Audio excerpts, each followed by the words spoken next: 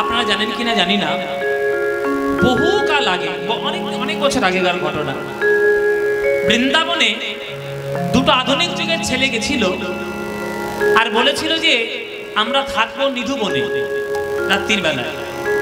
আর আপনারা জানেন কিনা জানি না, নিধুবনে কিন্তু রাত্রির বেলায় থাকার কারোর অধিকার নেই। এমনকি বৃন্দাবনে যেসব বানরগুলো দিনের বেলায় ঝাঁপাঝাঁপি করে তারা নিজেরা পর্যন্ত সরে আসে, কেননা বৃন্দাবনটা তো সাধনার জায়গা। আর এই নিকুঞ্জ মন্দিরে নিধুবনে ভক্তদের বিশ্বাস যে এখনো রাধা গোবিন্দের নিত্যলীলা হয়। ভাবের দৃষ্টিতে তুমি মানতে পারো না মানতে পারো, তাতে কার কি যায় আসে, কারো কিছু যায় আসে। তো সেই দুটো ছেলে তারা থাকতে গেছে। বাবাজিরা বারবার বারণ করলো ওই জায়গায় যাবেন না, ওই জায়গায় রাত্রে থাকবেন না, ওটা মানুষের থাকার জায়গা নয়। তারা বলছে কেন? আমরা ভারতের গণতান্ত্রিক দেশে বাস করছি, আমাদের অধিকার আছে, গণতান্ত্রিক অধিকার। নানান রকম যুক্তি তর্ক তারা দেখালো। থাকতে গেল, রাত্রির বেলায় থাকতে গিয়ে ব্রাহ্ম মুহূর্তে এমন একটা দৃশ্য তারা কিছু একটা তারা দেখেছিল। সেই দৃশ্যের দিকে, সেই জ্যোতির দিকে তাকাতে গিয়ে তাদের দুটো চোখ পুড়ে গিয়ে ঝলসে বেরিয়ে এলো, পুড়ে গিয়ে ঝলসে বেরিয়ে এলো। আর সারা জীবনের মতো কথা বলা বন্ধ হয়ে গেল। তারা সারা জীবনের মতো দেখতেও পেল না, আর লোকের কাছে বলতেও পারলো না যে তারা কি দেখেছে। তাই বৃন্দাবনটা সাধনার জায়গা বাবা, সেখানে ছিনিমিনি খেলার জায়গা নয়। কত হাজার হাজার সাধক মানুষ ওখানে গিয়ে সাধনা করে। এখনো কত বৃন্দাবনে বাবাজি তারা বসে আছে, রাধাকুণ্ডে শ্যামকুণ্ডে তারা সাধনা করছে। একজন বাবাজি তো আছেন খুব বিখ্যাত এখন ইউটিউবে, এই ফেসবুকে নানান, কি নাম যেন, প্রেমানন্দ কি দাস বাবাজি না, কি নাম? প্রেমানন্দ। এই যে যার কিডনি ফেল আর কি, দুটো কিডনি ফেল, হ্যাঁ কিডনি দুটো ফেল, কিন্তু 18 বছর কিডনি ফেল নিয়ে বেঁচে আছে। কিসের মাধ্যমে? সাধনা। তুমি বিশ্বাস করতে পারো না পারো, তাতে কার কি যায়? কিন্তু ডায়ালিসিস চলছে, শরীরের প্রক্রিয়া চলছে, চিকিৎসা চলছে, কিন্তু বেঁচে আছে। তার মুখে কি নাম? একমাত্র একটা নাম, রাধা রাধা নাম। এই রাধা রাধা নামটা আজকের ভক্তদের মুখে সবার জনে জনে। কেন? কে সৃষ্টি করেছে রাধা নাম? বাঁশি বাজিয়ে বাজিয়ে কৃষ্ণই রাধারানীর নাম বৃন্দাবনের প্রতিটি কণার মধ্যে প্রবেশ করিয়ে দিয়েছেন। বৃন্দাবনের প্রত্যেকটি ধুলোর মধ্যে রাধা নাম রয়েছে। যে গানটি গাইব, এই গানটি আমার খুব প্রিয় গান। গানটি রচনা করেছেন কাজী নজরুল ইসলাম। নজরুল ইসলামের গান আমার ব্যক্তিগতভাবে খুবই পছন্দ। এই গানটি গাইতে গাইতে আমরা আজকে বৃন্দাবনে যাব। বলে দে রে, বলে দে রে, বলে দে রে, বলে দে রে, আমায় বলে দে, বলে দে।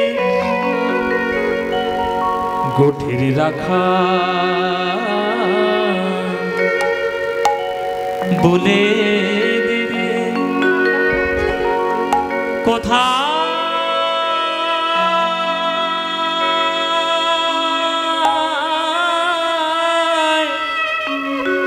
বৃন্দাবন।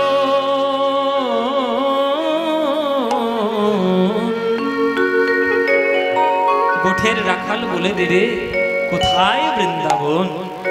যেথা রাখাল রাজা গোপাল আমার খেলে অনুক্ষণ। কোথায় বৃন্দাবন। গোঠে রাখাল বলে দে, কোথায় বৃন্দাবন। রাখাল রাজা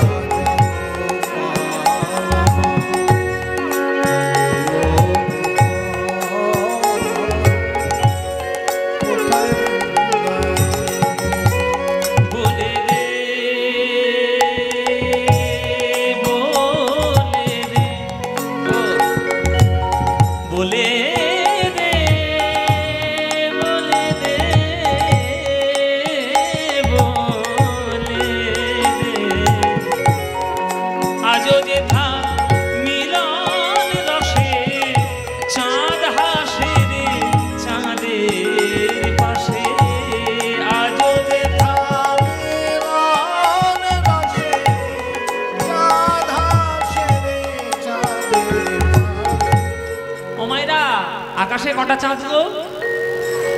একটা। আর বৃন্দাবনে কটা চাঁদ? বলে একটাই। কটা হবে? বৃন্দাবনে আকাশে একটাই চাঁদ। ও মাইরা, বৃন্দাবনের আকাশে একটা চাঁদ আর বৃন্দাবনের মাটিতে দুইখানা চাঁদ। তাহলে দুখানা চাঁদের নাম কি? দুখানা চাঁদের নাম কি বাবা? রাধা এবং কৃষ্ণ। রাধার বদনটাও চাঁদের মতো উজ্জ্বল, আবার কৃষ্ণের বদনটাও চাঁদের মতো উজ্জ্বল। ওই দুটো চাঁদের মিলন রসে যে প্রেমের জ্যোৎস্না তৈরি হয়েছে, সেই প্রেমের জ্যোৎস্নায় গা ভাসানোর জন্য রাধে রাধে বলে বৃন্দাবনে গড়াগড়ি দেওয়া আর প্রেম মাখা, তাই না? আজও যে মিলন রসে চাঁদ হাসে রে চাঁদের পাশে। আজও যে মিলন রসে চাঁদ হাসে যেথা পথের ধুলায় ছড়িয়ে আছে, পথের ধুলায় ছড়িয়ে আছে শ্রী হরিচন্দন। কোথায় বৃন্দাবন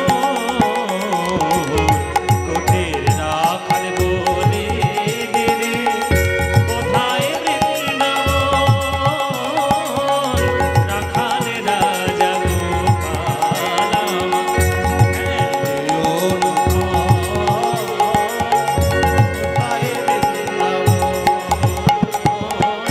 কোথায় বৃন্দাবন, কোথায় বৃন্দাবন। যেথা কৃষ্ণ নামের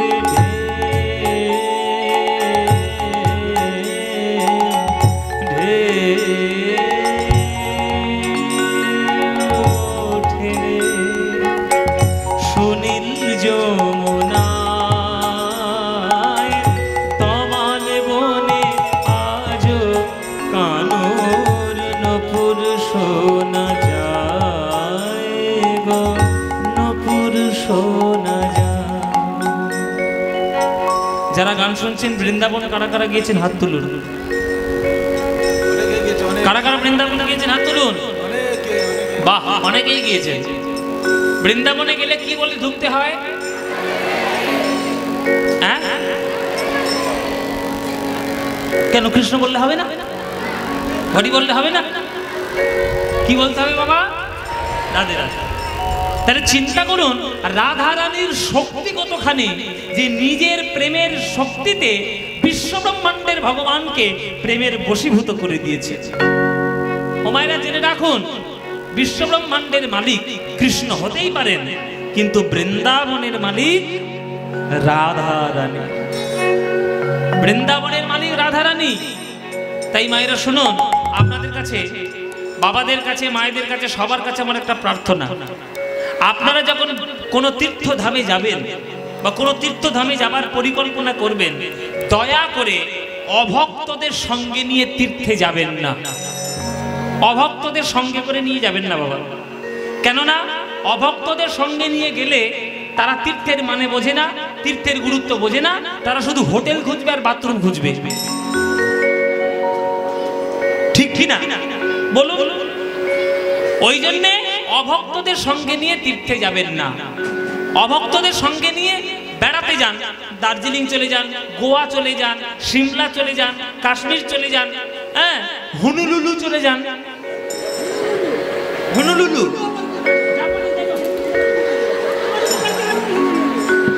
হ্যাঁ মায়েরা, ওই সব জায়গায় যান, দয়া করে তীর্থে যাবেন না। আরে বৃন্দাবনে তো যাবেনই না, কেননা বৃন্দাবনে গিয়ে যদি রাধা গোবিন্দের প্রেমটাকে উপলব্ধি করতে না পারেন, তাহলে বৃন্দাবনে বেকার যাওয়া কোনো লাভ নাই।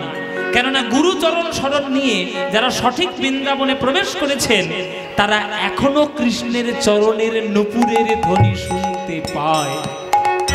যমুনার তীরে রাধারানীর ডাক এখনো শুনতে পায়, এবং রাধা গোবিন্দের নিত্য লীলা এখনো রোজ হয় বাবা। নিধুবনে কৃষ্ণ নামের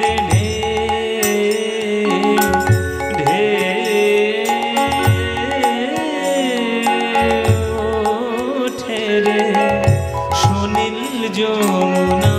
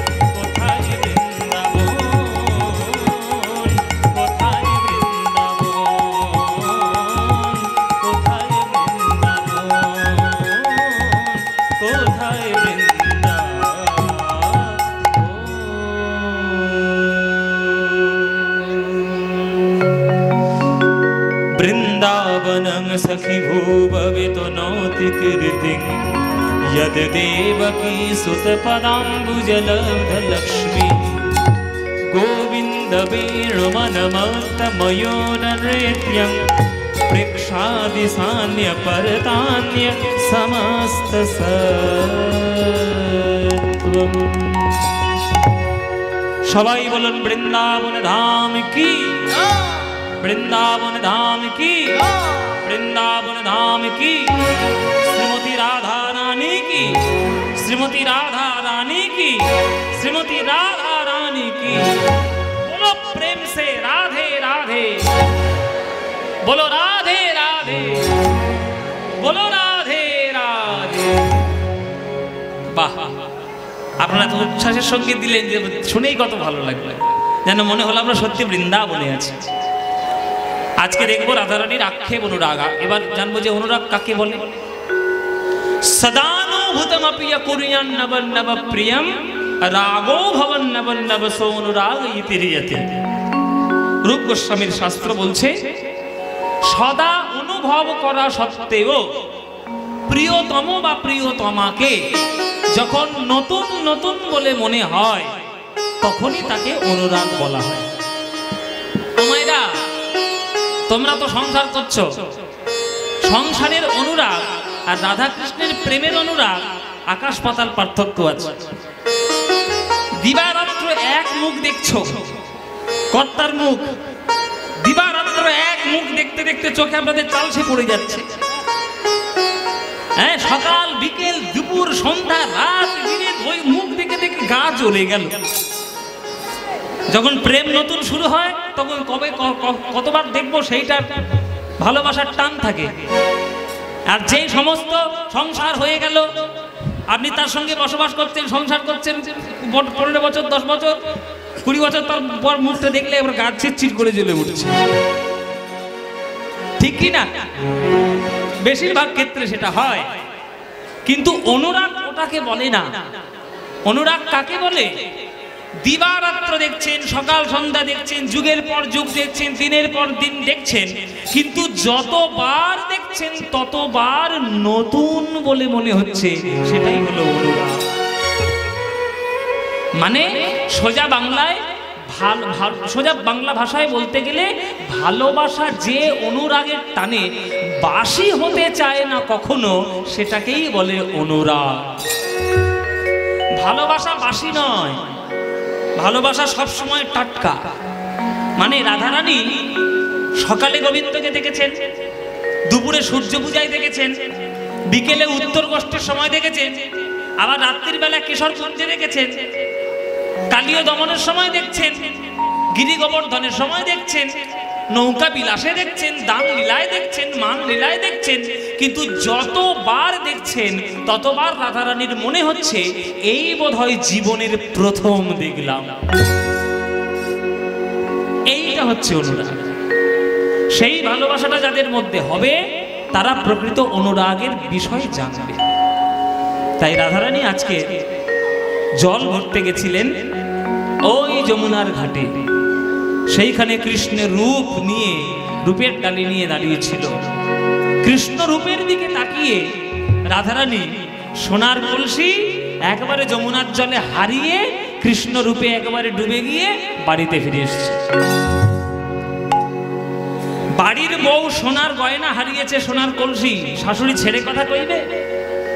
কি গো শাশুড়িরা, এই যেখানে যারা শাশুড়ি আছে তাদের বলছি, বাড়ির বউ যদি গয়না হারায়, বাড়ির বউ যদি সোনার রূপ গয়না হারিয়ে ফেলে, সোনার কলসি হারিয়ে ফেলে, তোমাদের গায়ে রীতি ফিত্তি চলে উঠবে না? এই যে বৌমা, আমরা কি রাজা জমিদারের মেয়ে নাকি? সোনার কলসির একেবারে যমুনার জলে ভাসিয়ে দিয়ে চলে এলে, কি একেবারে অন্যদিকে মত্ত ছিল, একবার সোনার কলসি ভাসিয়ে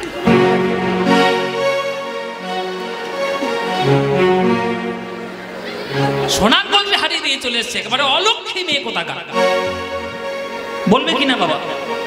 শাশুড়ি বলবে। রাধারানীকে গালমন্দ করছে দেখে ললিতা বিশাখা ছুটে এসেছে। কি হয়েছে মা, কি হয়েছে, কি হয়েছে, এরকম রাধারানীর সঙ্গে কথা বলছেন কেন? এই দেখো না কি অবস্থা, সোনার কলসি হারিয়ে ফেলেছে। তখন ললিতা বিশাখা বলছে, মা, রাধারানীর বাবা হচ্ছে বৃষভানু রাজা। রাধারানীর শরীরের যা ওজন, সেই ওজনের গয়না রোজ দান করে দেয় লোককে। তাই মা, দয়া করে রাধারানীকে এরকম কটু শব্দ বলবেন না। আমরা খোঁজ করে দেখছি যে সোনার কলসিটা রাধারানী কোথায় হারিয়েছে। যদি পাওয়া যায় ভালো, যদি না পাওয়া যায় রাধারানীর বাবাকে বলে আপনার জন্য 10খানা সোনার কলসি এনে দেব। কিন্তু দয়া করে রাধারানীকে এইভাবে কটু শব্দ শোনাবেন না। রাধারানী তো ভদ্র ঘরের মেয়ে, রাধারানী এইরকম কটু শব্দ শুনে অভ্যস্ত নয়। আমরা খোঁজ করে দেখছি যে কোথায় আছে। যদি না পাওয়া যায় আমরা আপনাকে 10টা সোনার কলসি ওর বাবার কাছ থেকে চেয়ে এনে দেব, আমরা কথা দিলাম। বলছে ঠিক আছে, তাহলে তোমরা খুঁজে খুঁজে দেখো। এই বলে সবাই খুঁজতে চলে গেল যে সোনার কলসি কোথায় হারিয়েছে। ললিতা বিশাখা রাধারানীর কাছে এসেছে। মায়েরা মন দিয়ে শুনবেন, এসব পর্যায়ে খুব কঠিন, তো ভীষণ মন দিয়ে শুনতে হবে। ললিতা বিশাখা সে বলছে, দেখ রাধে, আমরা সবাই জানি অল্প দামের বস্তুটা হারিয়ে যায় তখন, কখন বেশি দামের বস্তুটা পাওয়া যায় যখন। তত্ত্বটা ভালো করে শুনবেন বাবা, বিচার করে দেখুন। আমার না আংটি পরার খুব শখ। আংটি ছোটবেলা থেকে আংটি পরার খুব শখ ছিল। পয়সা ছিল না তো, ছোটবেলায় পান্তাই খেতে পেতাম না। হ্যাঁ, নুন আনতে পান্তা ফুটে এরকম অবস্থা ছিল আমার ছোটবেলাটা। আর আমার বাবা কাকাদের তারও অবস্থা খারাপ, আর আমার ঠাকুরদার আরো অবস্থা খারাপ। আমার ঠাকুরদাদা প্রচন্ড কষ্ট করেছে, আজকে তিনি নেই। সব থেকে সুখে তিনি মরে গেছেন। একেবারে জল জ্যান্ত মানুষ, কোনো কষ্ট নাই, কিচ্ছু নাই, খেয়ে দিয়ে শুয়েছে, চলে গেছে। ওই রকম মরণ কে না চায়? কষ্টযুক্ত মরণ কেউ চায়? আমার ঠাকুরদাদা প্রচুর কষ্ট করেছে, ভীষণ। সে কষ্টের কোনো তুলনা নেই, সে কষ্টের কোনো সীমা নেই। তো ছোটবেলায় আমার আংটি পরার খুব শখ ছিল। ওই জন্যে দশকর্মা ভান্ডারে তামার আংটি পাওয়া যায় না, ছোট ছোট তামার আংটি, ওইগুলো পরতাম আংটি, ভালো লাগতো। তারপরে অষ্টধাতুর আংটি, ওইগুলো। এবার একটু যখন পয়সা এলো তখন অষ্টধাতু সরে গেল, রূপোর আংটি এলো। আরেকটু যখন পয়সা হলো, রূপোর আংটি সরে গেল, সোনার আংটি এলো। বাবা, আরেকটু যখন পয়সা হলো, সোনা সরে গেল, হীরের আংটি এলো। তাহলে ধীরে ধীরে হারিয়ে যাচ্ছে কেন? অল্প দামের বস্তুটা হারিয়ে যাচ্ছে কখন? যখন দামি বস্তুটা ঘরে ঢুকছে। তাহলে রাধে, একটা সোনার কলসি তুই হারিয়ে দিয়েছিস যমুনার জলে, সোনার কলসি। তাহলে আমাদের মনে হয় সোনার কলসির থেকেও কোটি গুণ দামি জিনিস তুই পেয়েছিস, তাই তুই সোনার কলসি যমুনার জলে হারিয়ে দিয়ে এসেছিস। সেই দামি জিনিসটা কি, সেইটা তুই আমাদের কাছে বল, সেটা তুই বল। কারণ আমরা জানি নায়িকার সমস্ত গুণ তোর মধ্যে বর্তমান। তাহলে আমাদের এটা বিশ্বাস যে তুই যেমন তেমন করে সোনার কলসি যমুনার জলে ফেলবি না বা হারিয়ে আসবি না। নিশ্চয়ই ওই যমুনায় দামি কলসির থেকেও আরো দামি জিনিস তুই পেয়েছিস। বল কি পেয়েছিস? তখন রাধারানী বলে, ললিতা রে, যমুনার জলে গিয়ে আমি দেখি ভুবন ভোলানো রূপের ডালে নিয়ে আমার শ্যাম সুন্দর কদম গাছের গায়ে হেলানে দিয়ে বংশী বাজাচ্ছে। আরে রাধে রাধে বলে সেই বাঁশির ধ্বনি আমার কানে যখন প্রবেশ করেছে, আমি যমুনার ঘাটে জল আনতে গিয়ে এদিকে ওদিকে তাকাতে তাকাতে সেই কদম গাছের গায়ে হেলান দেওয়া কৃষ্ণ রূপকে দেখলাম। আরে যেই একবারে দেখেছি, আমার দেহ মন প্রাণ যমুনার জলে ভেসে গেছে। সোনার কলসি তো সামান্য, আমি নিজেই বিকিয়ে দিলাম গোবিন্দের চরণে। আমি দেখে এলাম ওগো আরে কিবা চিকন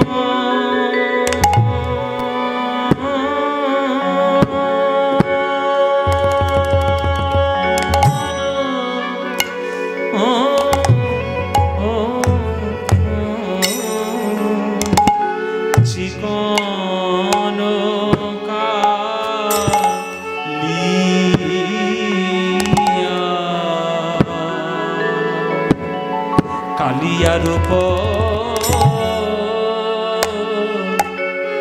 চিকন কালিয়ার উপর ওগো মরমেলা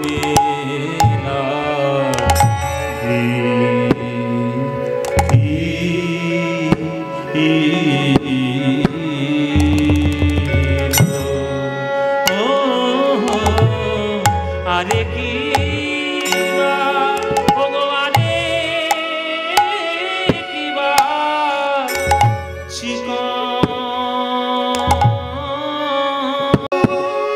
সখিরে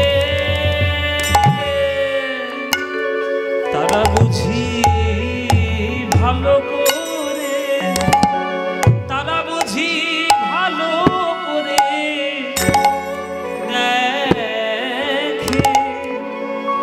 দেখে নাই, দেখে নাই, দেখে নাই গো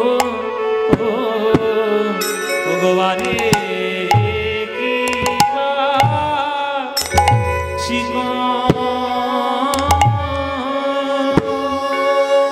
ললিতারে তারা বুঝি ভালো করে, তারা বুঝি ভালো করে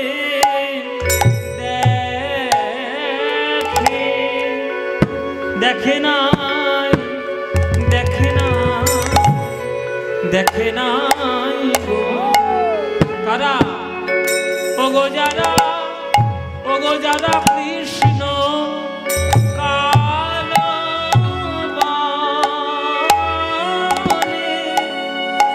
গোবিন্দের আলো,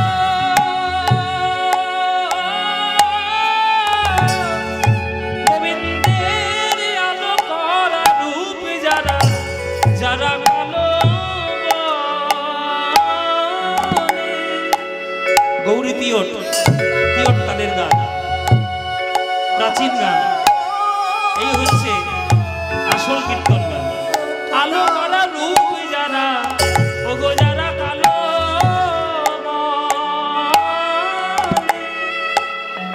গোবিন্দের আলো,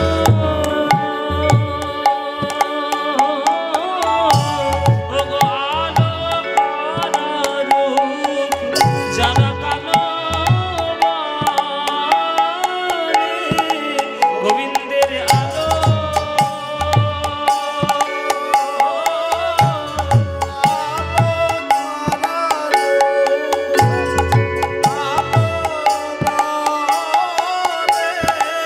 গোবিন্দের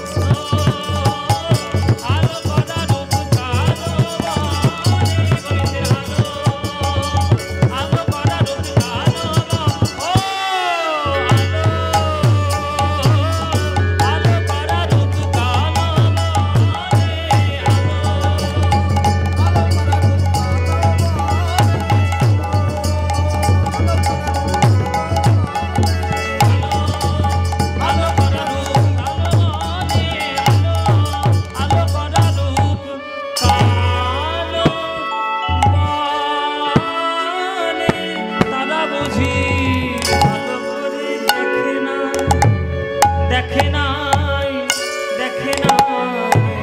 ও গো বারে কিবা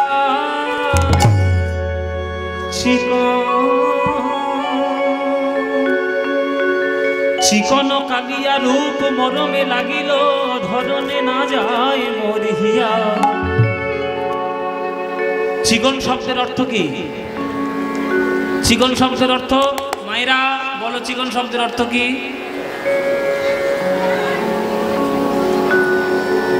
চিকন শব্দের অর্থ কি মায়েরা? না, শুনে নাও। চিকন শব্দের অর্থ বিভিন্ন জায়গায় বিভিন্ন রকম। বাংলাদেশ বা পূর্ববঙ্গে চিকন শব্দের অর্থ হচ্ছে ফর্সা। ফর্সা, চিকনা চিকনা বলে না, চিকনা মানে ফর্সা। আমাদের পশ্চিমবঙ্গে কোথাও কোথাও চিকন শব্দের অর্থ হচ্ছে সরু। দেখবেন চিকন পাড়ের শাড়ি দাও, বলে সরু পাড়ের শাড়ি দাও। আর যেটা আমি বলছি পদাবলী সাহিত্যে, সেই চিকন শব্দটির অর্থ হচ্ছে মসৃণ। মসৃণ কৃষ্ণের কালো অঙ্গের রূপ রাধারানীর হৃদয়ে প্রবেশ করেছে। সেইখান থেকে আর রাধারানী ধৈর্য ধরতে পারছে না। চিকন কালিয়া রূপ মরমে লাগিল ধরনে না যায় মোর হিয়া। সেই গোবিন্দের বদন চিকন রূপ কেমন করে রাধারানীর অন্তরে প্রবেশ করলো? আরে রাধারানীর অন্তরে বদনকে কেমন ভাবে ঠাঁই পেল? রাধারানী বলছেন, গোবিন্দের বদন কেমন জানিস? কত চাঁদনী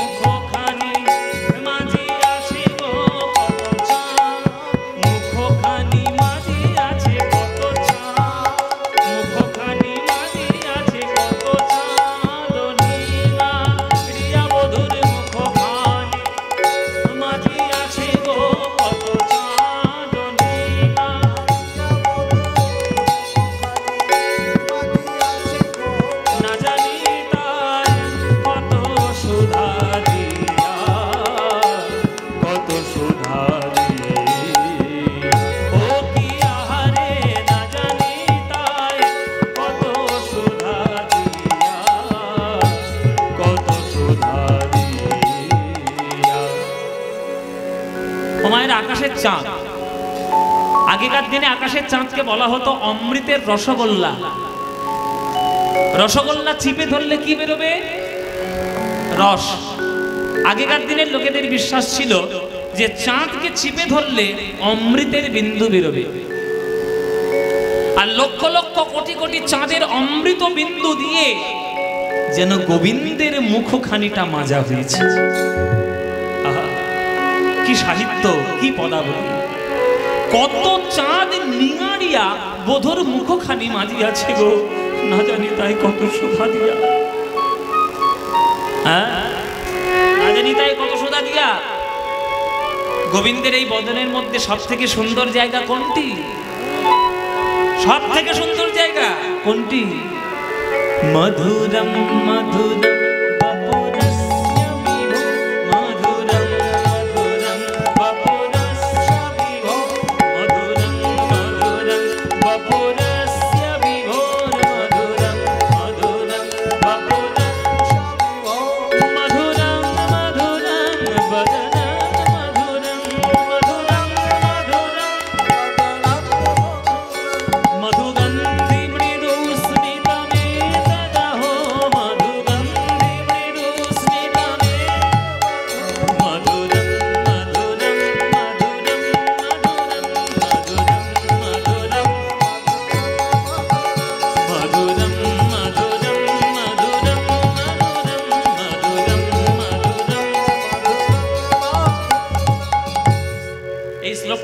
করেছেন বিল্লমঙ্গল ঠাকুর। শ্লোকের মানেটা কি বাবা? গোবিন্দের অঙ্গকে বর্ণনা করার সময় বিল্লমঙ্গলের ভাব কি হচ্ছে? বলে মধুরম মধুরম বপু। বপু মানে কি মায়েরা? বপু মানে হচ্ছে দেহ বা কায়া। গোবিন্দের দেহটাকে বর্ণনা করার সময় বিল্লমঙ্গল ঠাকুর দুইবার মধুর বলল। ভক্তরা বলছে দুবার মধুর বললেন কেন? বিল্বমঙ্গল বলছে যে যার নামে এত মধু যে ঘরে থাকতে দেয় না, হাজার হাজার ভক্ত এসে সাঁইথিয়ায় উপস্থিত হয় কীর্তন শোনার জন্য, তার দেহটাকে বর্ণনা করতে গেলে একবার মধু বললে কি মনের আশা মেটে গো? তাই দুবার মধু। মধুরম মধুরম বপু, দুবার মধু দেহটাকে বলার সময়। বপুর আসছে বাবু, এবার মধুরম মধুরম বদনম মধুরম। গোবিন্দের বদনটা আরো দামি, তাই আরো দামি বদনটাকে বলার সময় তিনবার মধু বলল। মধুরম মধুরম বদনম মধুরম, বদনটা আরো মধু। আর সেই মধুরের মধ্যে, সেই বদনের মধ্যে আরো মধুর কোনটা? মধুরা মধুগন্ধে মৃদুস্মিতমেতদহ, যেখানে গোবিন্দের ঠোঁটের মুচকি হাসি, যেখানে অধর সুধা পাওয়া যায়, যেখানে বাঁশি বাজে, যে বাঁশির থেকে 6 রাগ 36 রাগিনীর জন্ম হয়ে যায়, সেই গোবিন্দের অধর সুধা যেখান থেকে ঝরে পড়ে, সেই অধর হচ্ছে, অধরের কুল দুটি হলো সব থেকে সুন্দর। তাই 4 বার মধু বললেন, মধুরম মধুরম মধুরম মধুরম। ও মায়েরা, বুঝতে পেরেছ? আমি আগেই বলেছি আক্রমণটা কঠিন জিনিস, সবার বোঝার জন্য নয়। গোবিন্দের দেহটা বলার সময় 2 বার মধু, গোবিন্দের বদনটা বলার সময় 3 বার মধু, আর গোবিন্দের হাসিটা বর্ণনা করার সময় 4 বার মধু। মানে গোবিন্দের ওই ঠোঁটের হাসি যে একবার দেখবে, আর জগতের অন্য কোনো নায়কের দিকে তাকাতে ইচ্ছে হবে? ইচ্ছে হবে মায়েরা? জগতের মধ্যে সব থেকে সুন্দর কোনটা? ফুল। ফুলের মধ্যে আরো সুন্দর কোনটা? ফুলের পরাগ। আর পরাগের মধ্যে আরো সুন্দর কোনটা? ফুলের মধু। ফুলের মধুটাই যেমন জগতের সব থেকে দামি, সবাই পারবে না সেই মধুটা নিতে। আপনি হাজার চেষ্টা করলেও ফুল থেকে মধু তৈরি করতে পারবেন না। মধু তৈরি করার জন্য মৌমাছির প্রয়োজন হবে। মৌমাছি আসবে, ফুলের উপরে বসবে, সেই রেণু পরাগ পান করবে, সেটা তাই চাকের মধ্যে বমনের মাধ্যমে মধুরূপে নিষ্কাশন করবে, তবে সেই মধুটা আপনি পান করে গোবিন্দের চরণের সেবায় লাগাতে পারবেন। তাই মধু যেমন সবার ভাগ্যে তৈরি করা সম্ভব নয় কেবলমাত্র মৌমাছি, তেমনি গোবিন্দের অধর সুধা পান করার মতো সবার ভাগ্য নয়। গুরুপাদ পদ্ম স্মরণ করে সঠিক ভজন সাধনার মাধ্যমে যে ওই মৌমাছি রূপী ভক্ত হতে পেরেছে, তারাই কেবলমাত্র গোবিন্দের অধর সুধা পান করতে পেরেছে, আর কেউ নয়। তাই পদকর্তা বলছেন, অধরের দুটি কুল চিনিয়া বাঁধুলে ফুল, অধরের দুটি কুল চিনিয়া বাঁধুলে ফুল, অধরের দুটি কুল চিনিয়া বাঁধুলে ফুল, অধরের দুটি কুল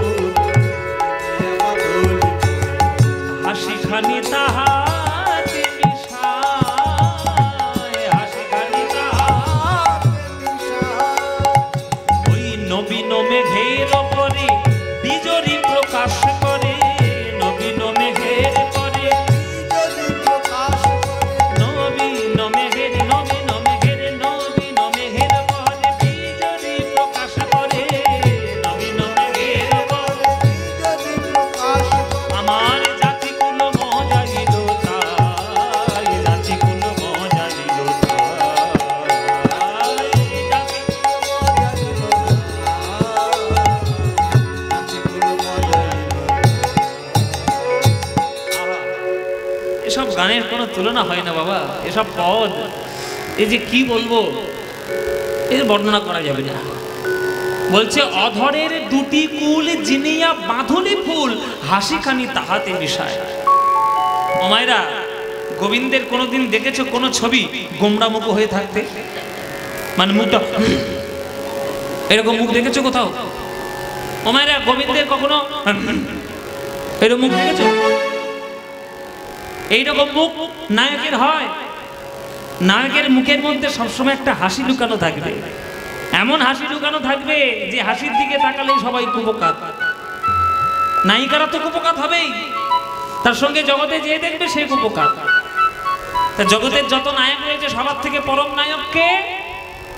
সবার থেকে বড় নায়ক কে? কৃষ্ণ। কৃষ্ণের থেকে কোনো বড় নায়ক আছে নাকি? তার মুখে কোনোদিন দেখেছো মুখটা গোমড়া মুখ হয়ে থাকতে? গোবিন্দের ঠোঁটের কোণে সবসময় মিষ্টি মুচকি হাসি।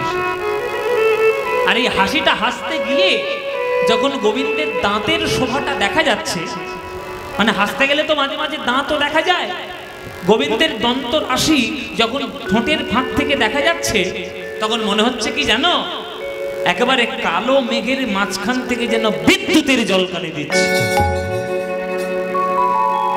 আকাশের মেঘ যতই কালো হোক, তার মধ্যে থেকে যে বিদ্যুতের ঝলকানিটা বেরোয়, সেই একটা বিদ্যুতের ঝলকানিতে জগৎ চকচক করে ওঠে, ঝকঝক করে ওঠে।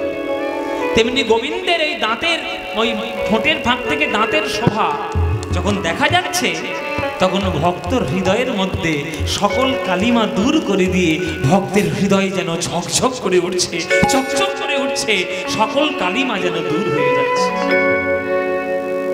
নবীন মেঘের উপরে বিজলি প্রকাশ করে, নবীন মেঘের উপরে বিজলি প্রকাশ করে, আমার জাতি কুল মজা নিল তাই, জাতি কুল মজা নিল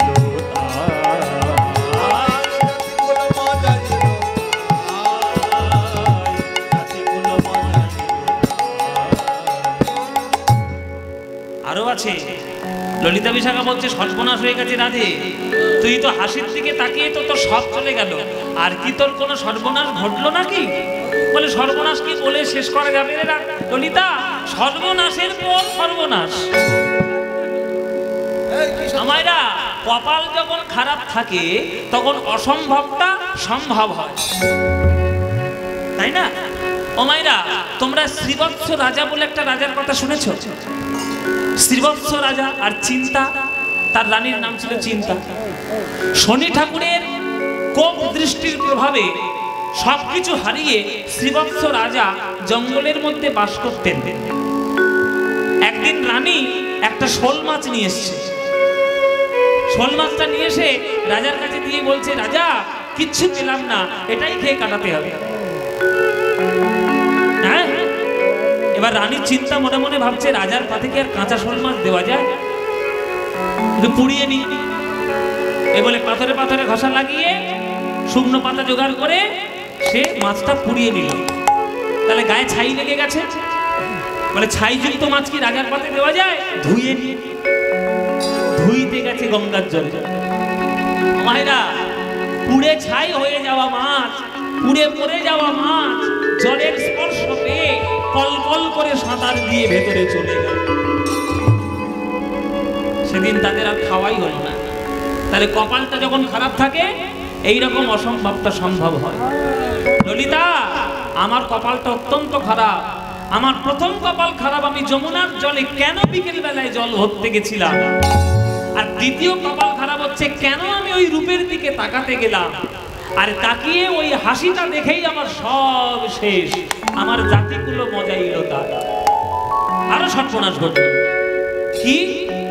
ভুরু যুগ সন্তান আমেরো কামানবান, ভুরু যুগ সন্তান আমেরো কামানবান, ভুরু যুগ সন্তান আমেরো কামানবান, ভুরু যুগ সন্তান আমেরো কামানবান, হিঙ্গুলে মণ্ডিত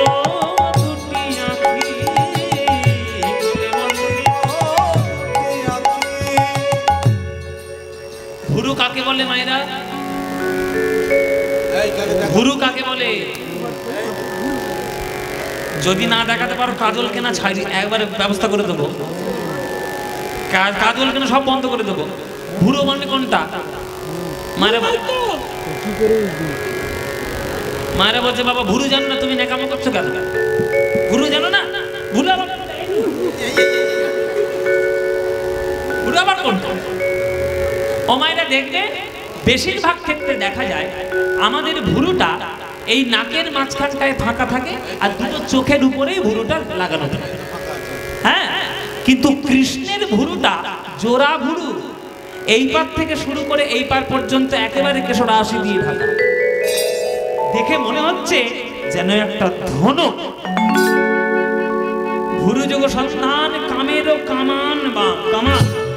ধনুক।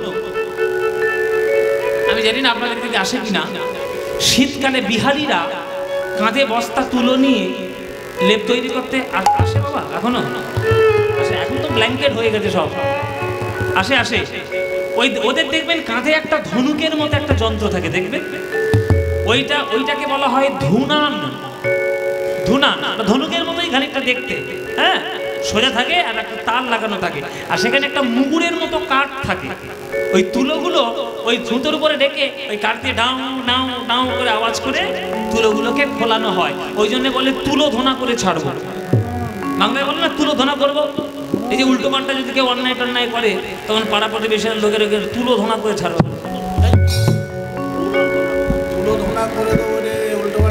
হ্যাঁ, এই যে তুলো ধোনা, এই যে ধুনান, এই ধুনান শব্দটা ওইখান থেকে আসে। কিন্তু গোবিন্দের যে জোড়া ভুরু, ওটাকে দেখে মনে হচ্ছে যেন কামের কামান ধুলো। ললিতা বলছে, রাধে, জোড়া ভুরুটা যদি ধনুক হয় তাহলে বান নিশ্চয়ই আছে। বলে বান তো আছেই। বানটা কোন বান? বান কোথায়? ওই ভুরুর তলায় হিঙ্গুলে মণ্ডিত দুটি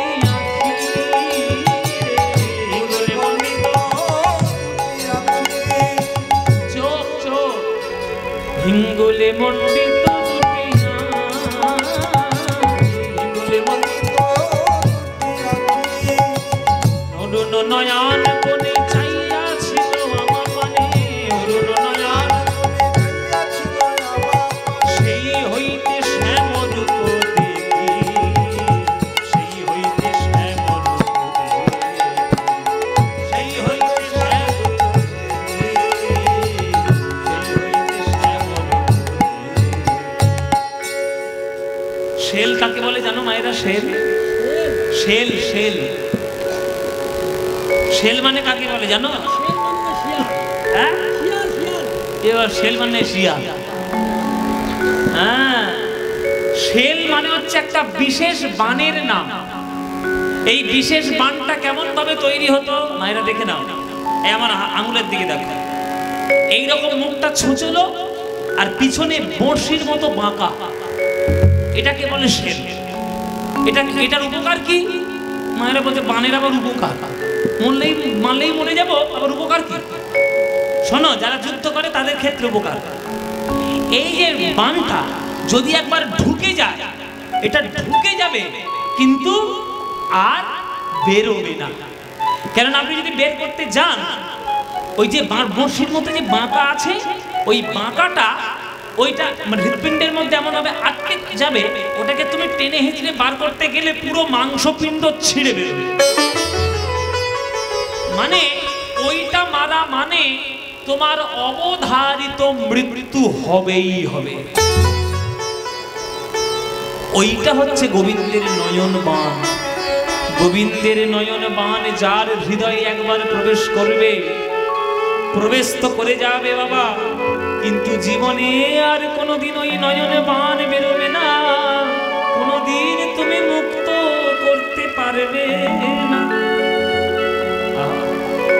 হিঙ্গুলে মণ্ডিত দুটি আঁখি অরুণ নয়ন কোণে চাইয়া ছিল আমার পানে, অরুণ নয়ন কোণে চাইয়া ছিল আমার পানে, সেই হইতে শ্যামরূপ দেখি, সেই হইতে শ্যামরূপ দেখি, সেই হইতে শ্যামরূপ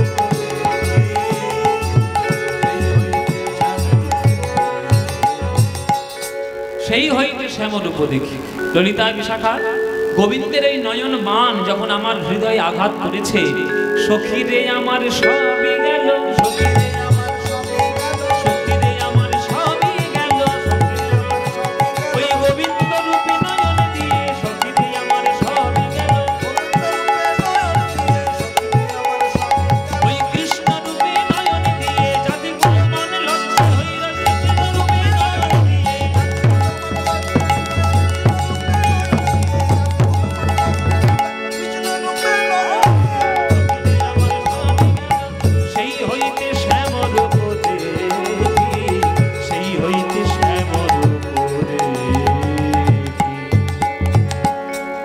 ললিতা বলছে, আচ্ছা রাধে, তুই একটা নায়িকা, পড়াশোনা জানা মেয়ে, গান বাজনা জানা মেয়ে, ছবি আঁকা জানা মেয়ে, নায়িকার যতগুলো গুণ সবগুলো তোর মধ্যে বর্তমান, তুই একটা রাখাল ছেলের প্রেমে এইরকম করে মজে গেলি। ও মায়েরা, কেউ প্রেমে যখন পড়ে তখন জাত পাত ধর্ম টর্ম বিচার করে পড়ে। এখানে যারা গান শুনছো, সত্যি কথা একটা হাত তুলে বলো তো, সত্যি কথা, মিথ্যে কথা বলবে না, বলে দিলাম, বললেই ধরা পড়ে যাবে। এখানে যারা গান শুনছো, ছেলে মেয়ে বাবা মা যারা এসেছো, কারা কারা প্রেম করেছো হাত তোলো দেখি। কারা কারা প্রেম করেছো? বাবারা মায়েরা মনে মনে ভাবছে, বাবা প্রেম যদি করেও থাকি তোমায় বলবো নাকি, তোমায় বলবো নাকি প্রেম করেছি। এখন প্রেমে যখন পড়েছিলে তখন এই প্রেমিকের বা প্রেমিকার জাত পাত ধর্ম বর্ণ দেখেছিলে? প্রেম তো জলের মতো, যাকে যে পাত্রে রাখবেন সেই পাত্রের আকার ধারণ করবে। প্রেমে কেউ ওই জাত পাত বর্ণ ধর্ম দেখে পড়ে না। তাই রাধারানী বলছে, ওরে আমি কার প্রেমে পড়েছি? কালার প্রেমে। সেই কালা গরু চড়ায় না রাখাল রাজা, না সে কি করে আমি তো আর দেখিনি। ওই কৃষ্ণ প্রেমে মন যখন একবার মজে গেছে, আর তো মন ফেরানোর জায়গা নেই, আর মন ফেরানোর উপায় তো নেই। ললিতা বলছি, তা তোর এই সর্বনেশে কাণ্ডটা কখন ঘটলো রাধে? কবে থেকে ঘটলো? তখন বলছে রাধারানী, কবে থেকে ঘটলো জানিস? যমুনার জল হইতে উঠিয়া আসিতে পথে, যমুনার জল হইতে আসিতে, যমুনা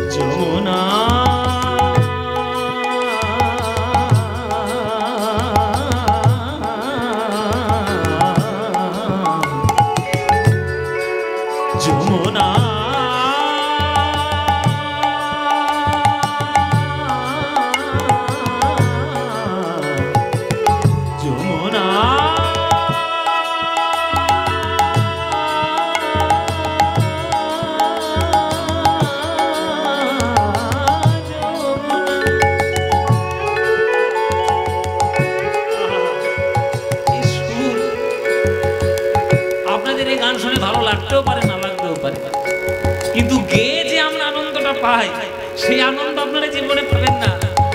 কেননা গাওয়ার মধ্যে যে আনন্দটা আমরা পাই, আমরা তো দেখে বুঝে জেনে গাইছি, ওই জন্য আমাদের হৃদয় পূর্ণ।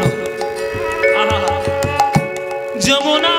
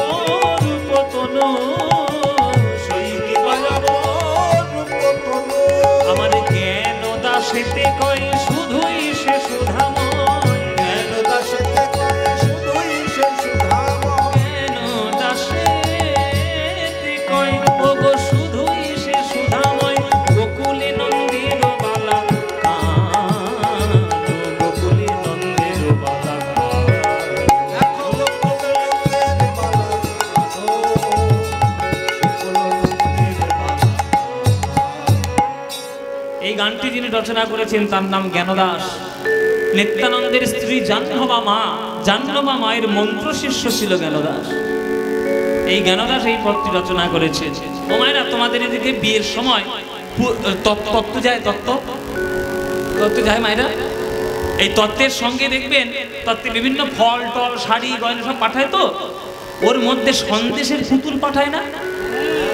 হ্যাঁ কি পাঠায় তো ওই মাছ করে পাঠায়, প্রজাপতি করে পাঠায়, হাঁস করে পাঠায়, সন্দেশ দিয়ে নানান রকম আকৃতি তৈরি করে তো। ওই সন্দেশের পুতুল তোমরা ভেঙে কোনোদিন খেয়ে দেখেছো? আরে বাবা, যাদের বিয়ে বাড়ি তারা মারবে, ওইটা আমি খাই।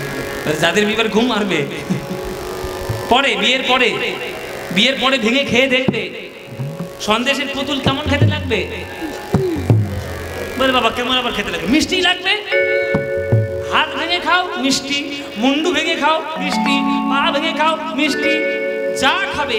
সন্দেশের পুতুল মানে গোটাটাই যেমন মিষ্টি, তেমনি গোবিন্দর রূপ মানে সর্বদিক দিয়ে যেন সুধা ঝরে ঝরে পড়ছে। যেদিকেই তাকাবে শুধু সুধা সুধা সুধা। কেন দাসেতে কয় শুধুই সে সুধাময়, কেন দাসেতে কয় শুধুই সে সুধাময়। গোকুলে নন্দের বালা কানো, গোকুলে নন্দের বালা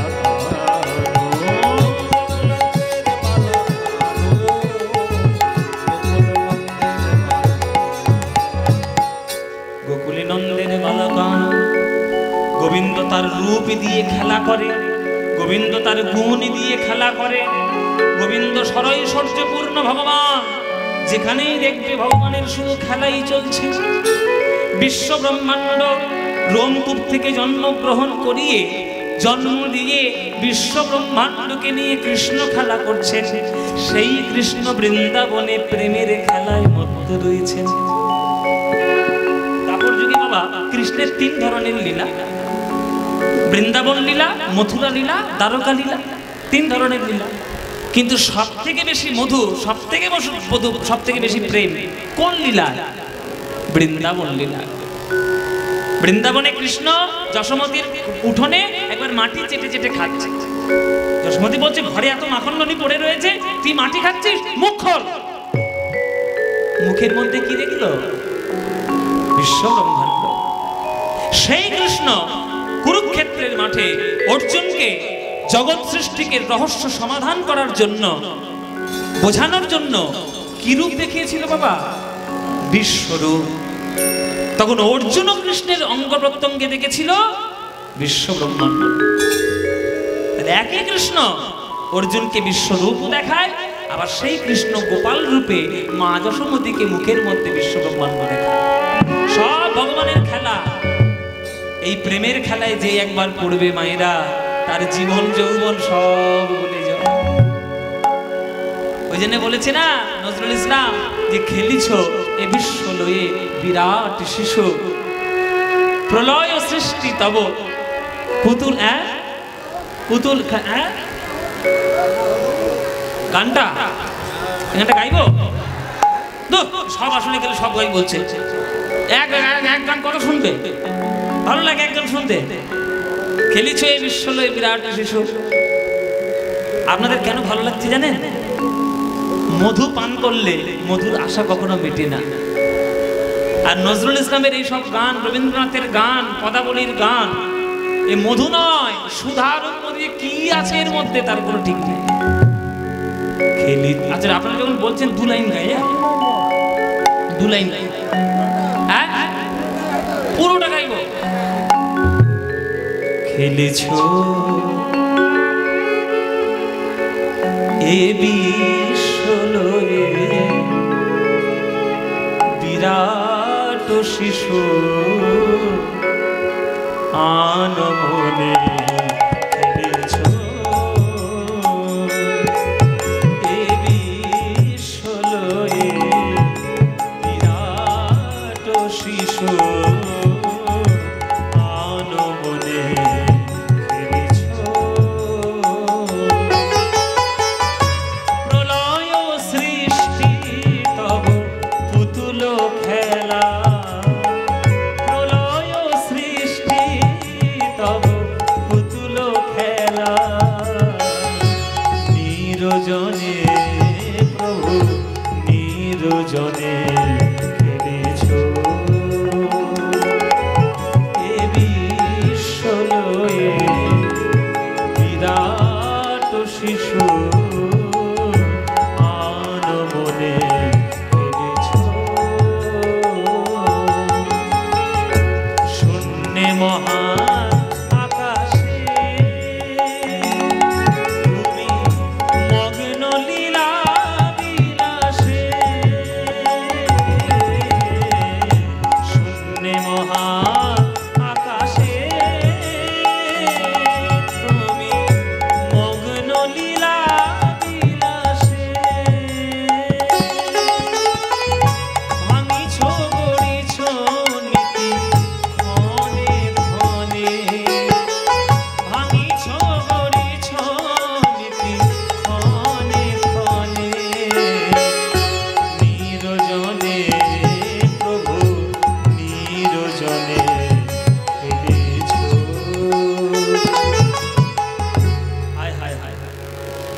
হায় হায় কি গান লিখে দিয়ে গেছে নজরুল ইসলাম।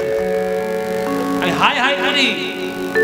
এই সব গান মানুষের চেতনা ফিরানো গান, এই সব গান মানুষের ভক্তি ফিরানো গান, দর্শন ফিরানো গান। এইসব গান বাদ দিয়ে লুঙ্গি ডান্স, লুঙ্গি ডান্স।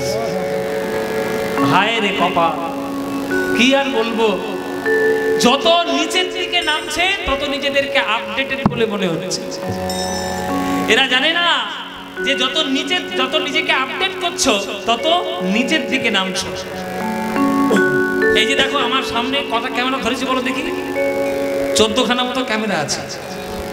এতগুলো ক্যামেরা ধরেছে, সব ইউটিউব করতে এসছে। আমার একটাও পয়সা কেউ দেয় না। কপিরাইট আমার, গান আমার, গাইছি আমি, এরা ভিডিও করে নিয়ে লাখ লাখ টাকা কপি দিচ্ছে। আমার কথা হলো কামা কোনো অসুবিধা নেই, কিন্তু ইউটিউব, ফেসবুক, ইনস্টাগ্রাম, হ্যাঁ টিভি যা দেখছেন বেশিরভাগ ক্ষেত্রে 95% ক্ষেত্রে ক্ষতিকর হয়ে যাচ্ছে। কেননা অবান্তর জিনিস শুধু নিজেকে পপুলার করার জন্য যা তা করে ছেড়ে দিয়ে ইউটিউব শর্টস, রিল আর ফেসবুকে নানান রকম জঘন্য ভিডিও ভাইরাল হয়ে যাচ্ছে। তাতে কি হচ্ছে জানেন? সমাজের ক্ষতি হচ্ছে। যারা তোমরা করতে এসছো ইউটিউব, ভালো করে যদি করতে পারো তো করো, নইলে সবার কপিরাইট ক্লেম করে একদম ইউটিউব চ্যানেল বন্ধ করে দেবো। চ্যানেল বন্ধ করে দেওয়ার রাইট আমার আছে, আর সে ব্যবস্থাও আমার করা আছে, কিন্তু সেগুলো করি না।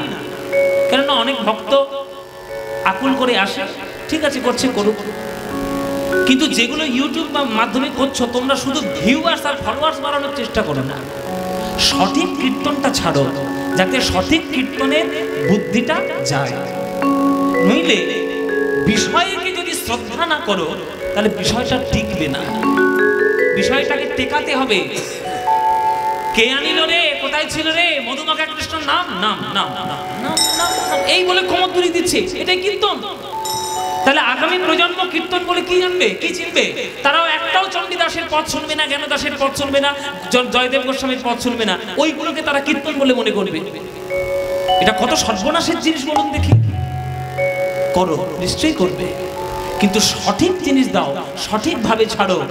উল্টো পাল্টা থাম্বনেল দিয়ে উল্টো পাল্টা কথা বসিয়ে ওইভাবে প্রচার করার কোনো প্রয়োজন নেই। সুন্দরভাবে করো।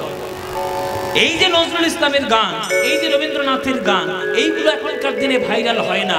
কেন হয় না আমি জানি না। আসলে মানুষ নিম্ন রুচি হতে হতে এতটা খারাপের দিকে চলে গেছে, ভালো জিনিসটা মুখে দিলেও তাদের রোচে না। জেনে রাখবেন, বিরিয়ানিটা সুস্বাদু খাবার হতে পারে, মুখরোচক খাবার হতে পারে, কিন্তু বিরিয়ানিটা কোনোদিন স্বাস্থ্যকর খাবার নয়। কোনোদিন স্বাস্থ্যকর খাবার নয়। আমি 100% গ্যারান্টি দেবো আপনাকে। কোনো ডাক্তার আপনাকে ডায়েট কন্ট্রোল করার জন্য, আপনার শরীর স্বাস্থ্য ভালো রাখার জন্য কেউ বলবে না যাও গিয়ে আরসালানের বিরিয়ানি খাও। কেউ বলবে? কেউ বলবে না, কোনো ডাক্তার বলবে না। আপনাকে বলবে ডাল ভাত খাও, পোস্ত খাও, আর শরীর ঠান্ডা রাখতে বীরভূমের টক খাও। হ্যাঁ, আমি টকের কথা বারবার বলছি কারণ আমি গানের শেষে এক বাটি টক খাবো বলেছি এদেরকে। এরা বলেছে খাওয়াবো। যাই হোক, আমি মজার কথা বলছি। এই যে গানগুলো, এই যে কত সুন্দর গান, তারকার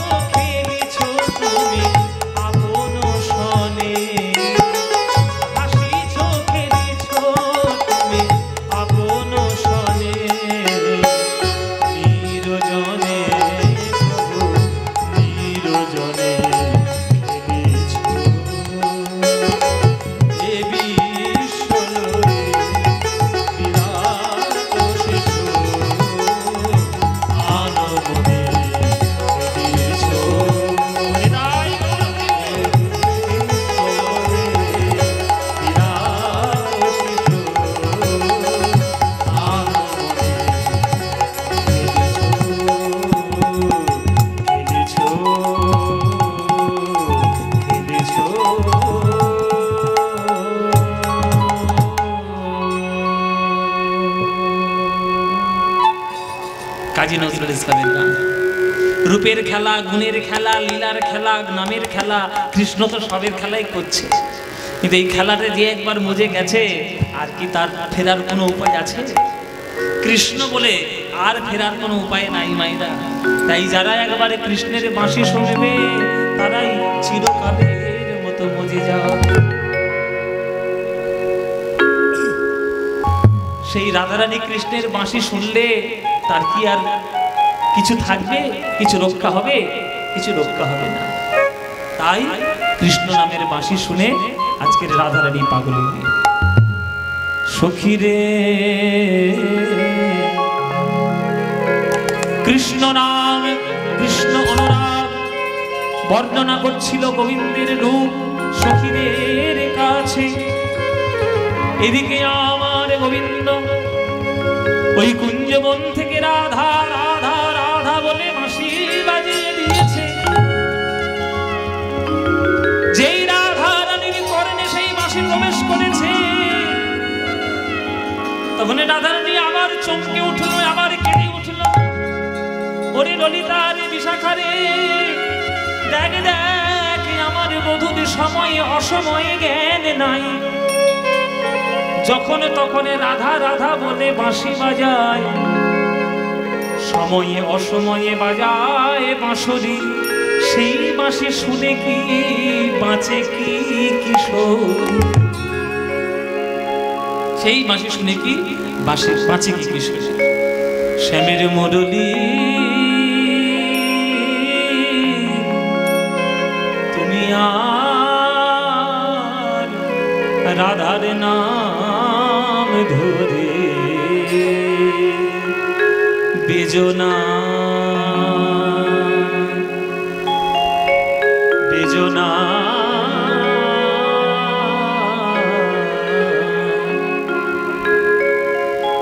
ওরে যে রে তোর বিষম সন্ধান, তাহে অবলার প্রাণ প্রাণে সহে কত যাতনা।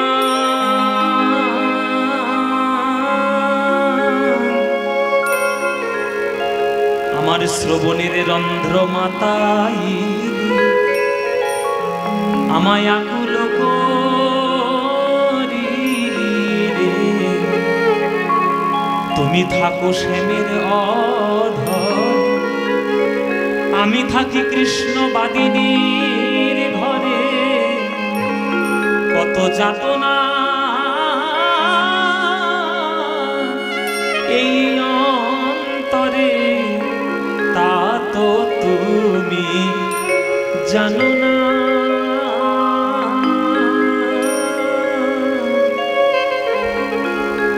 ওরে ও ডাকাতের মুরলী কি বলি তোমায়, ওরে ও ডাকাতের মুরলী কি বলি তোমায়। নাই হরি হরি হরি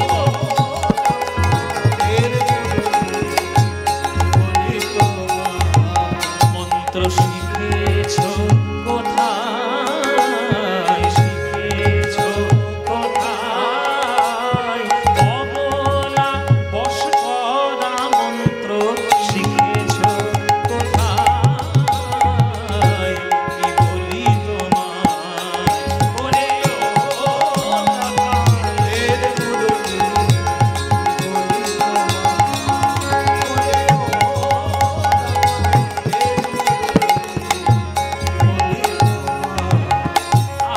গোপী মন চোরার চারু চন্দ্রা ধরে থাকো, গোপী মন চোরার চারু চন্দ্রা ধরে থাকো। সময় অসময় জানো না বাঁশি, সময় অসময় জানো না বাঁশি। রাধার নাম ধরে কেন ডাকিছ, নাম ধরে কেন ডাকিছ? রাধার নাম ধরে কেন ডাকিছ, রাধার নাম ধরে কেন ডাকিছ? ঘুমন্ত বাঘিনীরে কেন জাগাইছ, বাঘিনীরে জাগাইছ? শুনলাম রূপের প্রতি আক্ষেপ, গোবিন্দের প্রতি আক্ষেপ, এখন বাঁশির প্রতি আক্ষেপ। এই গানটা বাঁশি মুরলীর প্রতি আক্ষেপের গান। ও মায়েরা, তোমরা যদি কৃষ্ণের বাঁশি শুনতে পাও, তোমাদের কাছে সেটা অমৃত না বিষ? অমৃত। আর রাধারানীর কাছে কৃষ্ণের বাঁশিটা কেমন? বিষ, বিষ, বিষের জ্বালা। কেননা ওই বাঁশিটা শুনেই তো সমস্ত কিছু রাধারানীর সর্বনাশটা হয়েছে। তাই রাধারানী কৃষ্ণের বাঁশিটাকে ডাকাতের মুরলী বলছে। ডাকাত। ডাকাত কাদের বলে বাবা? যারা গলায় খুর ঠেকিয়ে, মাথায় বন্দুক ঠেকিয়ে সমস্ত কিছু কেড়ে নেয়, তাদেরকে বলে ডাকাত। তাদের বলে ডাকাত। রাধারানী জানেন যে কৃষ্ণের বাঁশি কর্ণে প্রবেশ করছে মানে আমার দেহ, মন, প্রাণ, ভাব, ভাষা, বস্ত্র, অলঙ্কার সব যাবে। কিন্তু জানা সত্ত্বেও কিচ্ছু করার নেই, কেননা কৃষ্ণের বাঁশির শব্দ ডাকাত। ও বলে বলে ঢুকবে, বলে বলে প্রবেশ করবে, আর বলে বলে সবকিছু হরণ করবে। তাই ওরে ও ডাকাতের মুরলী কি বলি তোমায়, মন্ত্র শিখেছ কোথায়? অবলা বশ করা মন্ত্র শিখেছে কোথায়? গোপী মন চোরার চারু চন্দ্রা ধরে থাকো। গোপীর মন যে চুরি করে তার ওই অর্ধচন্দ্রের মতো অধরের মধ্যে তুমি থাকো। আর সময় অসময় জানো না বাঁশি, সময় অসময় জানো না বাঁশি, সময় অসময় জানো না বাঁশি, সময় অসময় জানো না বাঁশি। রাধার নাম ধরে কেন ডাকিছ?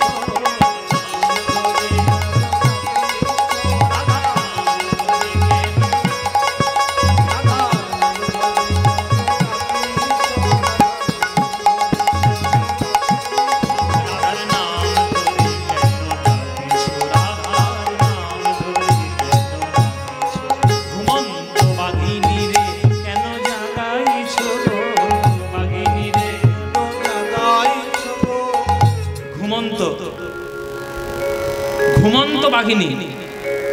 ও মায়েরা, বাঘ মনে করো দুপুর বেলায় ভালো করে ভাত টাত খেয়ে, মাংস টাংস খেয়ে, বাঘ তো মাংস খাবে, ওর খাদ্য ওইটা।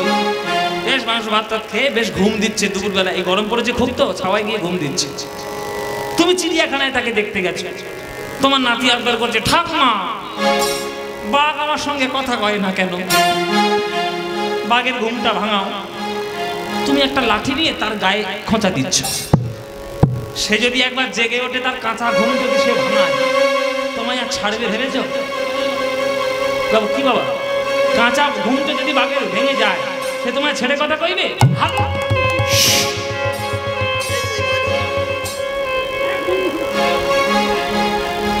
উপড়ে নিল, বাঘিনী গিয়ে হালম করে ধরলো। এখানে অনুরাগকে বাঘিনীর মতো বর্ণনা করছে। বাঘিনী যদি জেগে যায়, সে যেমন ওই থাবাটা না বসিয়ে সে যতক্ষণ না শান্তি পাবে না, তেমনি অনুরাগ রূপী বাঘিনী যদি একবার জেগে যায়, সে যতক্ষণ না কৃষ্ণের চরণটা পাচ্ছে ততক্ষণ সেই অনুরাগিনীর কোনো শান্তি নাই। ঘুমন্ত বাঘিনী রে কেন জাগাইছ, বাঘিনী রে কেন জাগাইছ, কথা কহিতে কহিতে প্যারি, কথা কহিতে কহিতে কহিতে কহিতে প্যারি,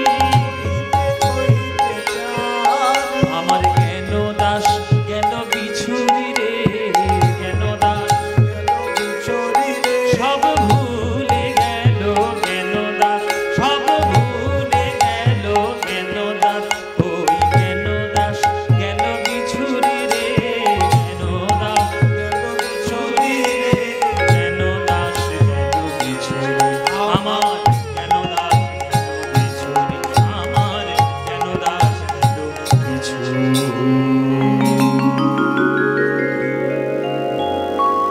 গোবিন্দের বাঁশি রাধা রাধা রাধা বলে বাজিয়ে দিয়েছে। অমনি রাধারানী কৃষ্ণের বাঁশি শুনে থর থর করে কাঁপছে। ললিতা বিশাখা বলছে, ওই দেখ রাধে, ওই দেখ কৃষ্ণের বাঁশি বাজছে, তুই না গেলে তুই শান্তিতে থাকতেই পারবি না, চল তোকে নিয়ে যাই, আমার বধূর সঙ্গে একবার দেখা করিয়ে দিয়ে আসি। এবার রাধারানীর এই আক্ষেপ অনুরাগ উদয় হওয়ার পর ললিতা বিশাখার সাহায্যে রাধারানী আজকে যাবেন অভিসার অনুরাগে। হ্যাঁ, ওই জন্য বলছে বংশীরাও পশির কানে চিতে না ধৈর্য মানে অমনি উঠিলা রসবতী, তোরা কে যাবি আমার সঙ্গে বিপিন বিহার রঙ্গে ভেটিবারে গোকুলের পতি। এই তোরা যাবি নাকি? তোরা কে কে যাবি রে?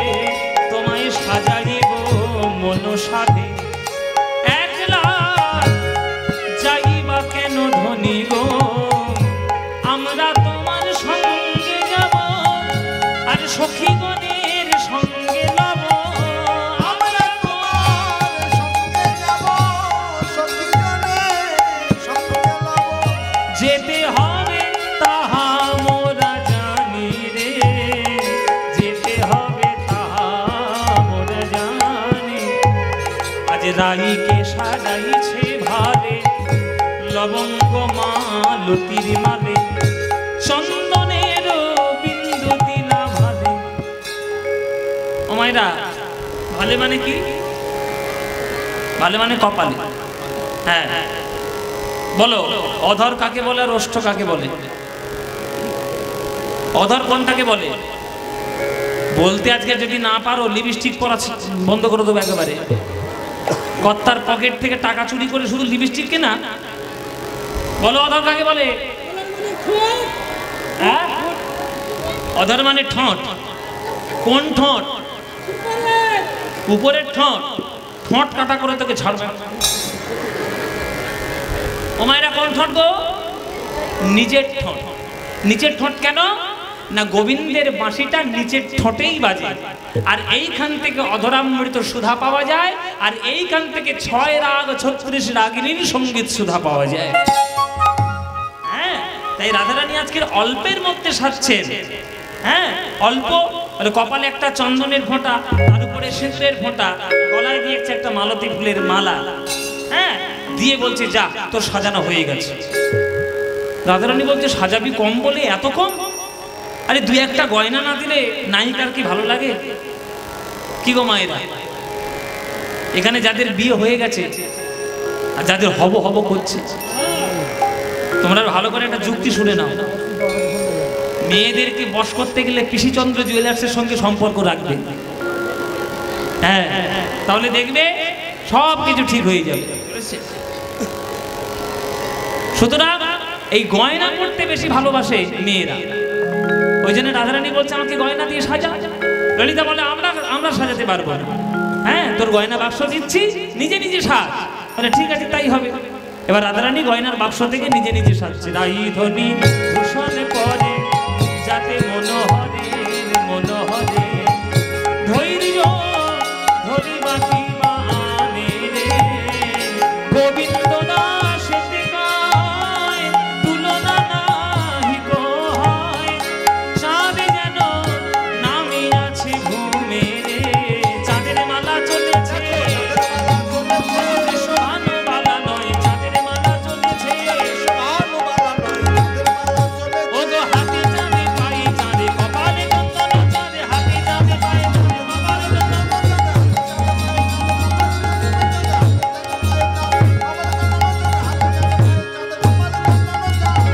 আহা আবেশে সখীর অঙ্গে অঙ্গ হেলাইয়া আবেশে